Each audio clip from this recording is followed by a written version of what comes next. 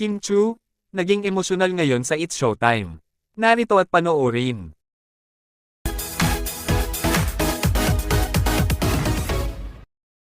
Ngayong araw nga, July 29 sa It's Showtime, ay naging emosyonal nga ang ating Chinite princess, na si Kim Chu, dahil sa pag-congratulate sa kanya ng kapwa niyang It's Showtime host sa pagkapanalo niya bilang Outstanding Asian Star ng Philippines sa Seoul International Drama Awards 2024.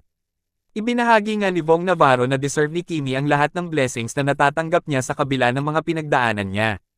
At dito nga, ay emosyonal nga pinasalamatan ni Kimi ang naging dahilan ng kanyang success. At ito nga ay walang iba kundi si Sir Deo.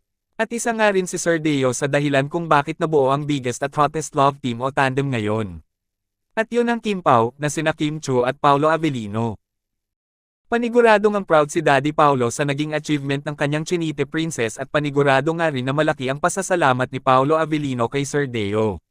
Dahil kung hindi nga kay Sir Deo, ay hindi mahahanap ni Daddy Paolo ang kanyang the one at forever. Kayo, anong masasabi nyo tungkol dito? Just comment down below.